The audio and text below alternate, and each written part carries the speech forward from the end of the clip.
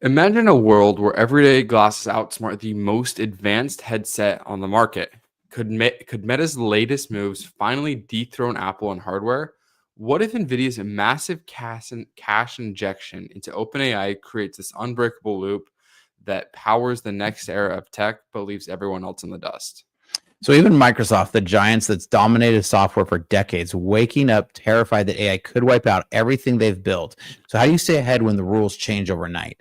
So from a long time grinding in software trenches, I've seen shifts like this before, and we're going to unpack today how Meta's crushing it, NVIDIA's fueling OpenAI's fire, and Microsoft sweating bullets over AI's rise. Welcome back to the podcast. My name is McKay Thompson. I go by Meet McKay on YouTube. This is my father's startup hack, where on every Tuesday morning, we talk about all things from business, tech, entrepreneurship, finance. We kind of combine it all into one podcast. We take our kitchen table conversations and we bring them to you guys. And hey, I think we're at 10 weeks in a row. So pretty good. Not too bad. Nice. Sweet. All right. So there's a couple of big things that we want to talk about today. The first one being Meta had a really big product announcement. And I'm really curious because for the last few weeks, I've been talking about Meta's new product and you had kind of poo-pooed on it.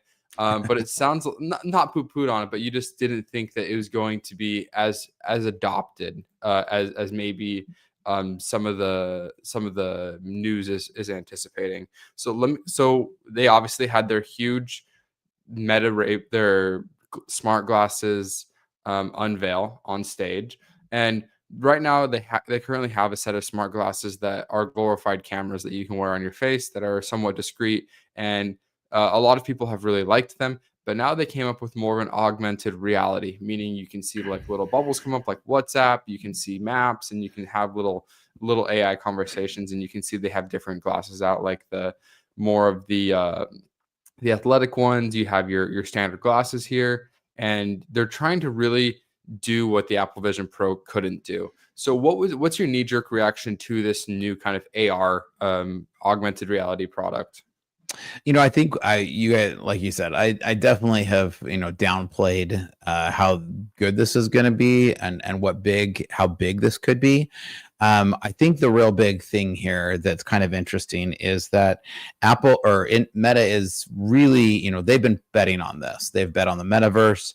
It's definitely shifted over time. Zuckerberg originally said, hey, everybody's going to walk around with Quest goggles strapped on their faces. They're going to go sit in meetings with them. They made all these kind of crazy, audacious statements. But I think this is the first play into something that we might actually use. I saw something that I thought was kind of interesting about this because it says, hey, can you hear me? Yeah, I can. Do you want to try to refresh your browser? Sure. All right, we'll come right back.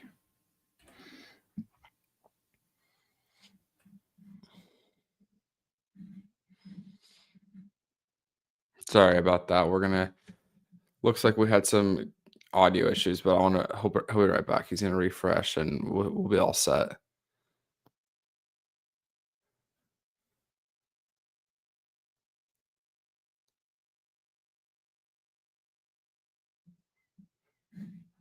All right, let's see.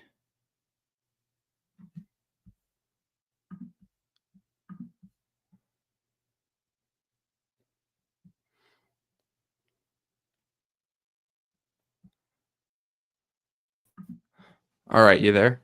Yep. Can you hear me? I got you loud and clear now. Okay, sweet.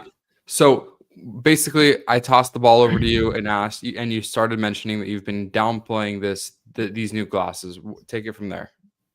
So I think this is going to be an interesting play because Zuckerberg has been talking about strapping something to your face for a long time, and I definitely downplayed it when he was talking about it before because he was talking about people wearing VR goggles. This definitely becomes something that is much closer to something that I think could actually start to hit some mainstream. One of the big plays here that I think that is definitely a big part of this is that I think that these are getting into the price points points that people will actually pay, right? One of the big things, a lot of people talking about, how Apple missed with a lot of the tech, and we'll kind of break down a little bit more of some of the parts that I think that are wins and some of the parts that I think that are misses. But overall, I think this is an interesting play, and I think more importantly, what the underlying message here is that Mark Zuckerberg is willing to go all in on innovation. He is trying to push the line on innovation where a lot of other companies aren't. A lot of other companies, Apple, are really playing it safe to not be pushing into real heavy R&D. Totally, yeah.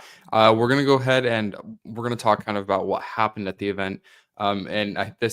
It's kind of like you can almost dub this as like the Cybertruck moment for live demos. When you have a demo, I mean, even Steve Jobs had a live demo that failed because there was too many devices on the Wi-Fi, I believe, with one of the first iPhone launches. And so let's go ahead and watch. This is about a 1.5-minute clip, and we can pause it as we go. But this is Mark Zuckerberg trying to demo the video call. And when you talk about innovate, Mark Zuckerberg is famous for saying like innovate fast and break things.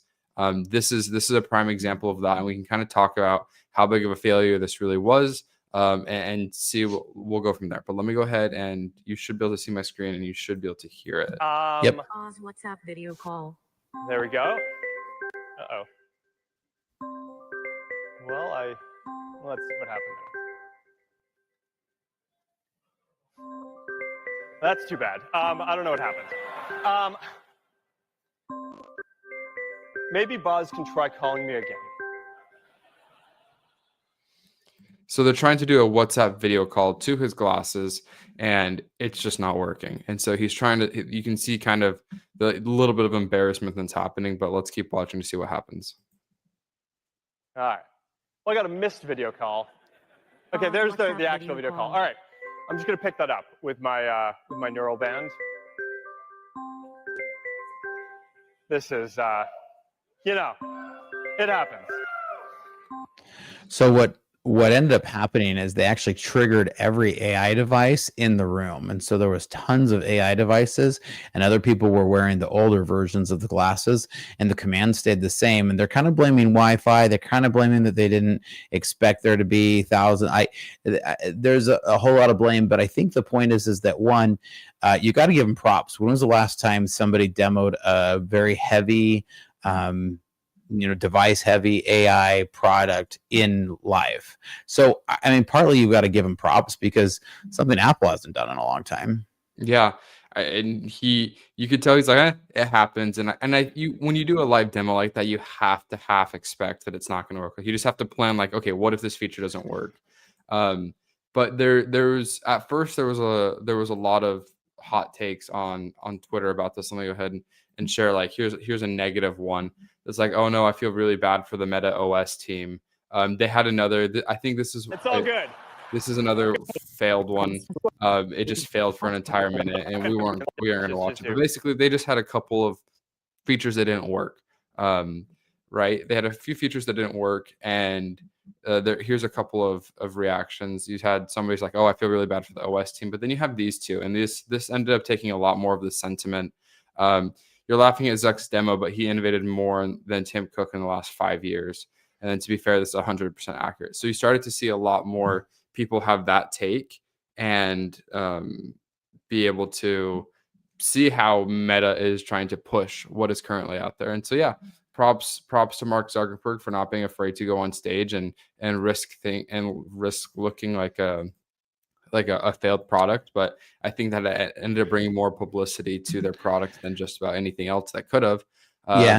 Do you want to pull up Sawyer Merritt's really quick? There's a link to Sawyer Merritt's, and this is a good concise bullet list. And so, a couple of things that are both pros and cons here. So, right, color 600 by 600 pixel resolution. That's one of the first things that people kind of nag on this a little bit, and it's a tricky thing because 600 by 600 is way higher resolution than the previous versions. I think the other ones were 480 or something, but just lower.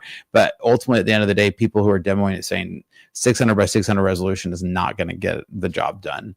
The 20% degree of view, the 5,000 nits of brightness is actually one of the really strong points that people said. They said even out in the sun, you can actually stare at the sun and still be able to see the image, which is actually part of the huge innovation. The 2% light leakage make it hard for other people to see there's a display. That's the other part, is that no one knows that you're seeing this. And that's one of the other things that's got a really positive. The gesture control is one of the big things too, because so they're actually strapping the thing onto your wrist, and then it can feel the motions of your hands. And so you can just have your hand even behind your back and be doing things, and it's not requiring it to be in the field of view, so that you can actually still be motioning. That's some of the things that's a pretty, that's a really cool, impressive thing. And they're saying it really works. Like all the reviews on that say that actually works really, really well. The other part too is comes with transition lenses for the brightness adjustment. I know it's one of the things I struggle with is walking around with two pairs of glasses, both regular and sunglasses. And so their innovation here list is actually pretty impressive. And so I've got to give my hats off to Meta here and say this is some good innovation. Yeah. So the $1 million question is, if you were handed a pair of these, would you use them? I think I would play with them. I think there would be a lot of things. I saw another review that says, hey, one of the problems with our society right now is nobody wants to be that person sitting there holding the phone. But they gave like a birthday party example, and they said, look, we're so often we video the person at the birthday party, but when we actually want to really see is everything else. Our memory wants to be who all was there at the birthday party, not me blowing out the candles. Actually, the vision, like I want to see everybody else who was at the birthday party. And so they actually demonstrated how much fun it is to see from the vision perspective, everybody else who's there. Yeah, I keep hearing good things about these, and I think that while people are trying to detox their tech usage, this may be they may find a happy medium between that person that's not wanting the newest iPhone because they don't want more tech in their life. They're wanting more useful tech in their life without being distracted. And I wonder if this is going to be that happy medium. You can kind of see a little bit more of a bullet point list of what was covered. The unveiled their glasses, the AI glasses, and super intelligence. Do you think that the AI is going to be actually useful, or do you think that's just something that is slapped in there? So it still requires an internet connection because they're not putting that AI in the glasses, right? And that was actually what was kind of failing in the demo, right? It still requires an internet connection. So that's got to connect to your phone, or it's going to have to get into a 3G, or 5G type of connection, which they can't fit into the glasses right now. They're cramming so much into them. So the glasses, they say, don't feel heavy, but really when you sit and look at them, they're huge and bulky. So while it's not a pair of VR goggles, it still doesn't look like a traditional pair of glasses. Like the band is like this thick over your ear. So like hop over to Hamid's really quick. I think there's another link here that kind of compares the Apple Vision Pro, Meta Quest, and the glasses. And I think this is kind of more the strategy where I think Zuckerberg is going to win. Is more around how they're comparing these to the Apple Vision Pro and why the Vision Pro failed. Yeah, let me see. Okay, there's this. Okay, I got it. Okay. Yeah, that's really good. Okay. So this is a really good one because, he said, hey, I just, pre-ordered a Meta 3 and a pair of Meta smart glasses, right? And so, but he said the combination of the two costs less, $2,700 less than Apple Vision Pro, right? Now, I actually know Hamid personally, and so he's a very well-to-do person. I guarantee you he doesn't care about the $3,500 from the Apple Vision Pro. But the whole point of this is like Apple's a premium brand. He's like, look, this isn't even close. And Zuck is, producing these things at such a fraction of the cost that they don't care. At the end of the day, like they don't care that it's 600 by 600 pixel resolution, right? I know that Apple Vision Pro is way higher resolution and is a premium product, but ultimately people don't care. And so I think it's about getting it to the people, right? And I think that's where Meta could win on this. Will they win totally? Is his vision totally going to win? I don't know. Jury's still out, but I think this is one of the closest plays. Now, they're still a long ways from shipping this, by the way.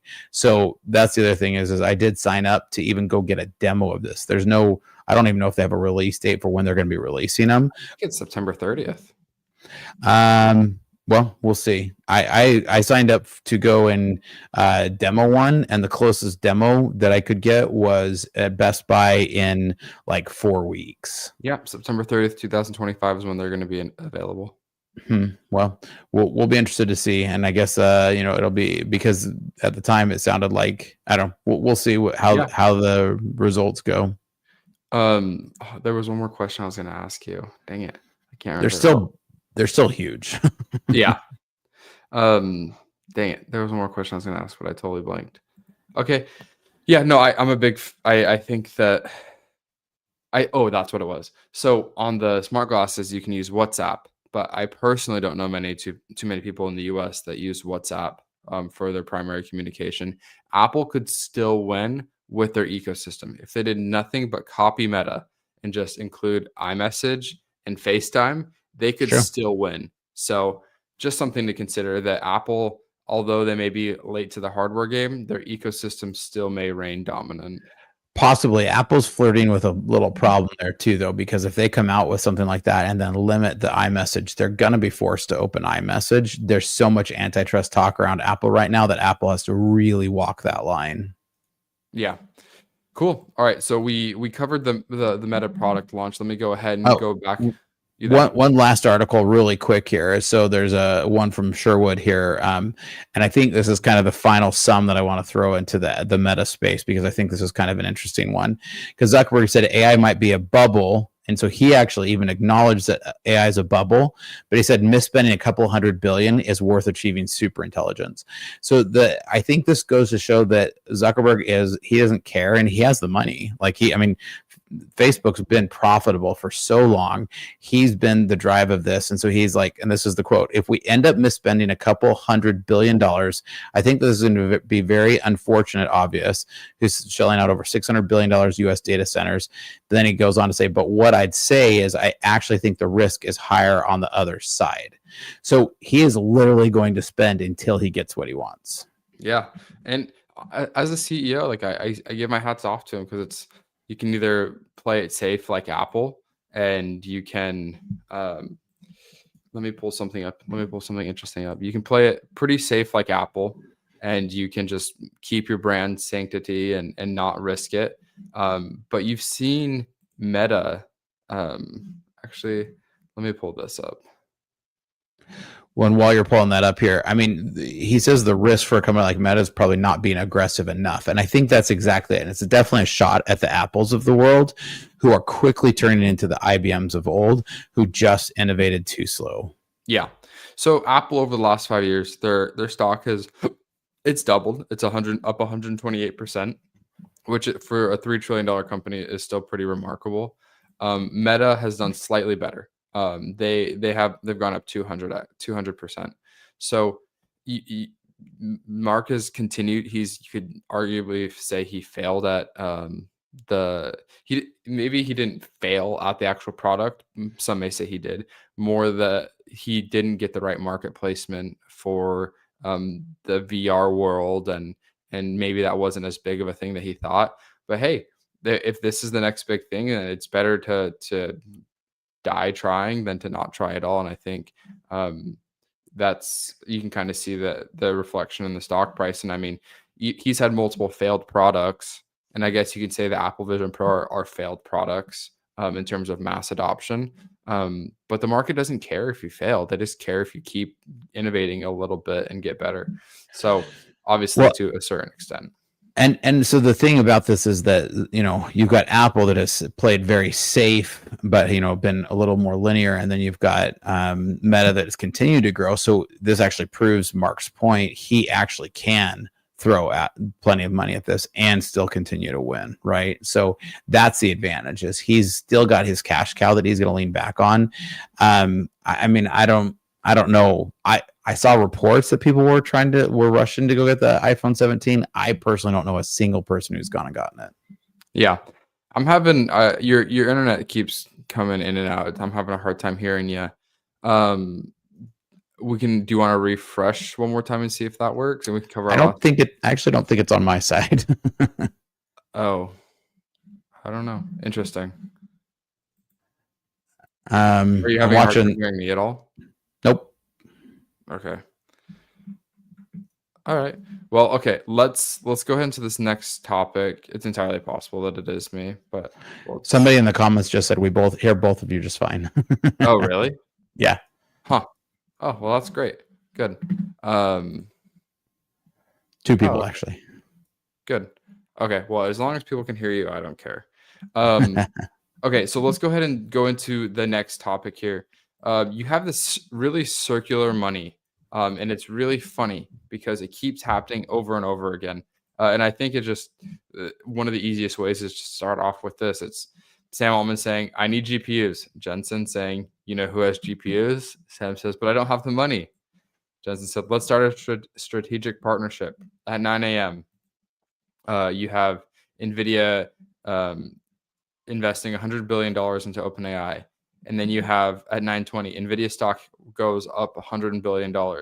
Jensen, here's my $100 billion investment. And so you have this really circular money between Oracle, between OpenAI, between Meta investing to different data centers, and everybody's just getting lots of money, and everybody's stock keeps going to all-time highs, and it's just crazy. What's your take on this circular money? Have we seen a pattern of this with the .com era? What patterns have we seen with this before? This is literally the definition of a bubble. I mean, this is just a joke. Like, it's a joke at this point. But remember that a CEO's number one job is to sell their stock. That's a CEO, a public company's CEO's job. Number one job is to sell their stock. So if you're Sam Altman and Jensen Huang here, like, they're playing the game. I guess the ones who's dumb is all of us who keep doing it. And so I'm shocked that Wall Street's so stupid.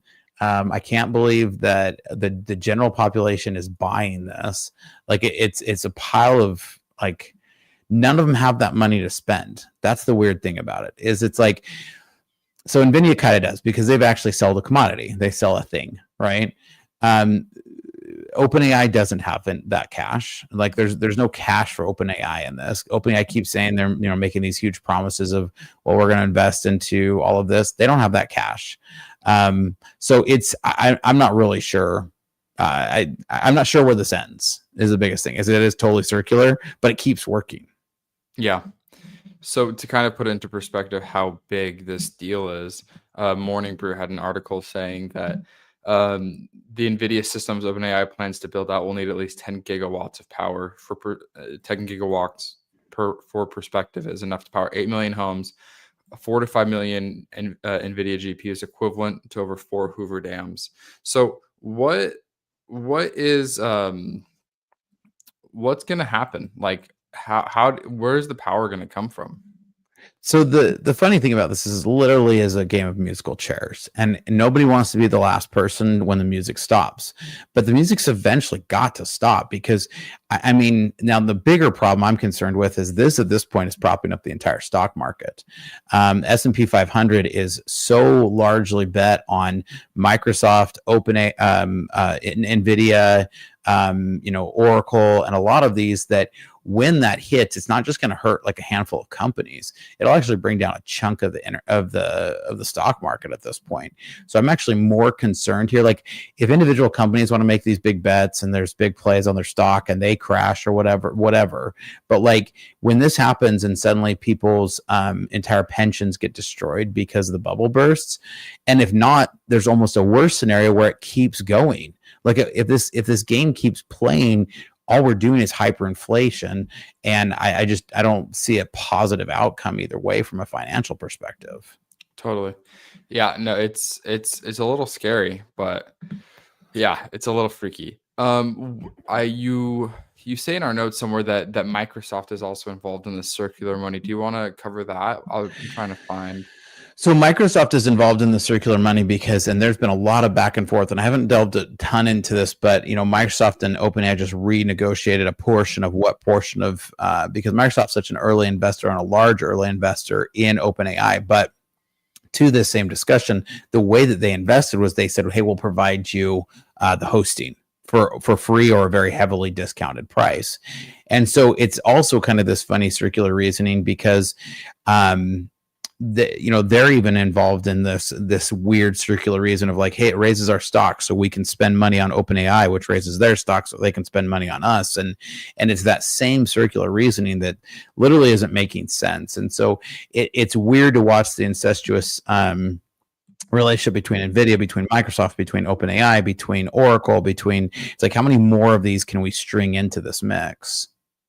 Yeah, no, it's the circular money is absolutely insane, and we're not going to see the effects of it until earnings start to roll over. So what happens when NVIDIA has their first rough earnings call? Is that going to be next quarter, or is that going to be in 10 quarters?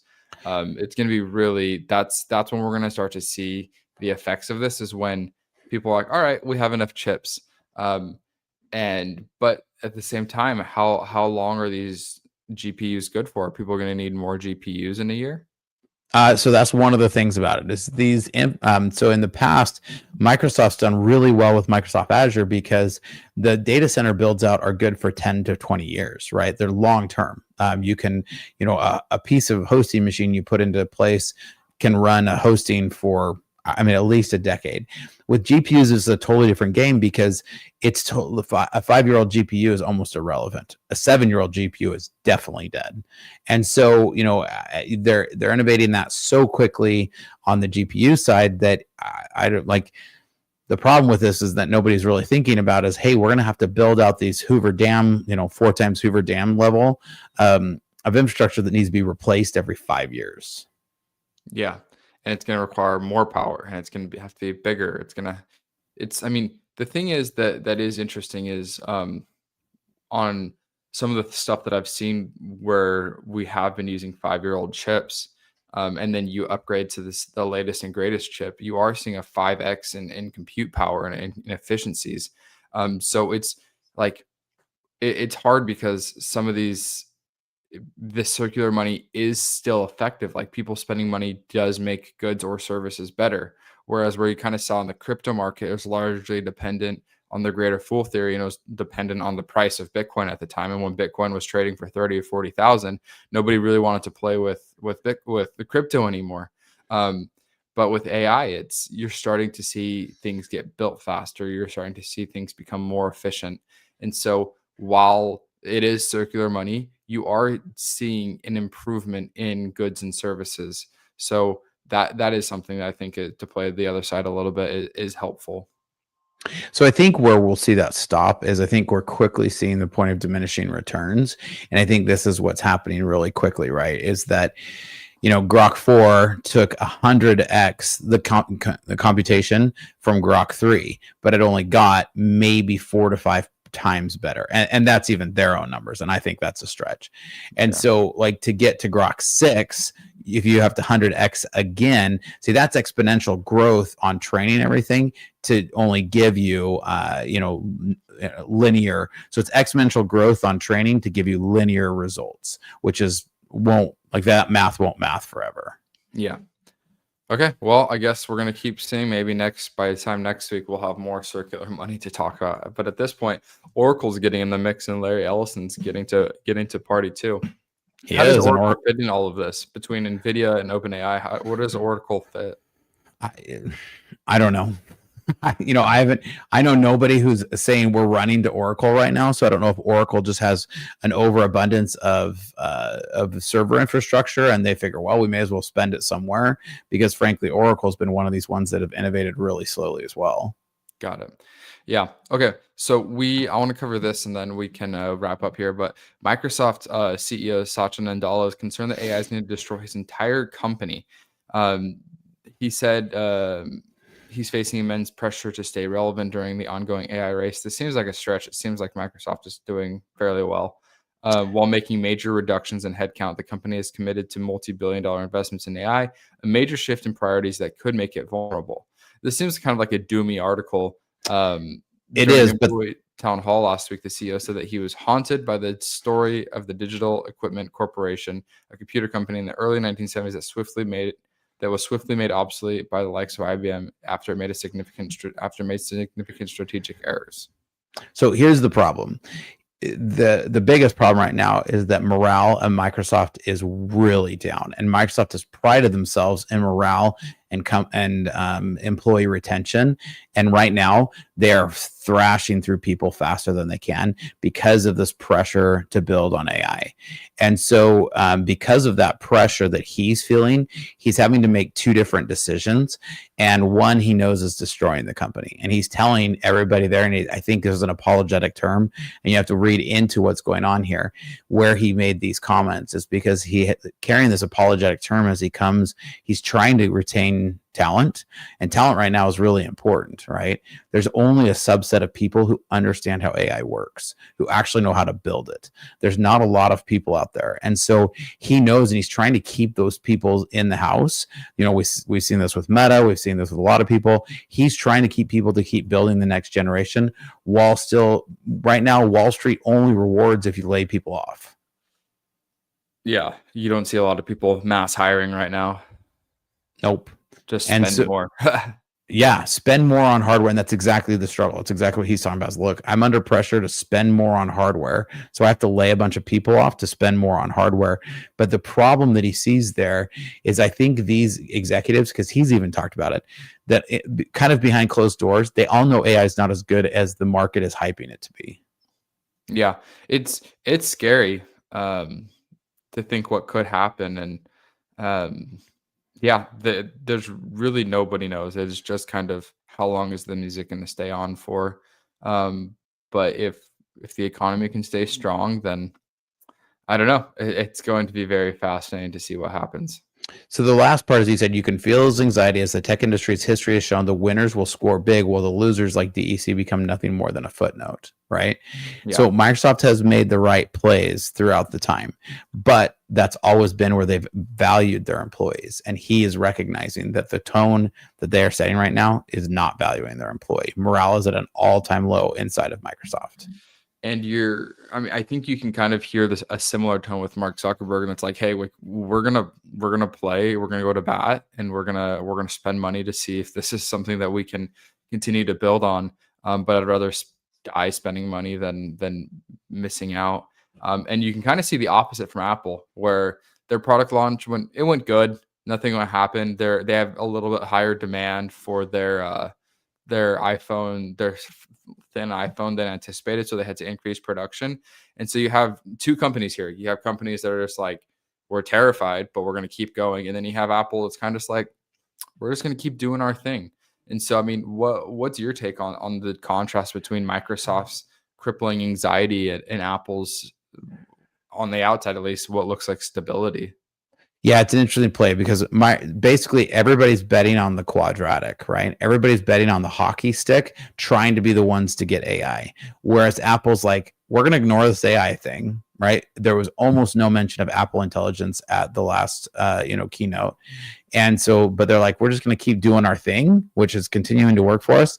And actually, it kind of has. They aren't really betting on it. So we've talked a lot about Zuckerberg, who's like, I'm all in on the super intelligence, right? Because if I spend 60 billion years, who cares? Because if I win big. Yeah. Whereas you've got the Apple that's like, we're just going to stay away from the poker table right now and keep investing in our 5% return. Yeah.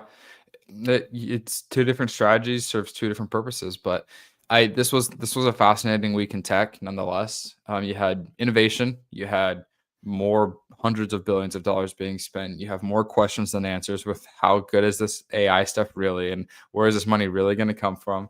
So nonetheless, a fascinating week in tech.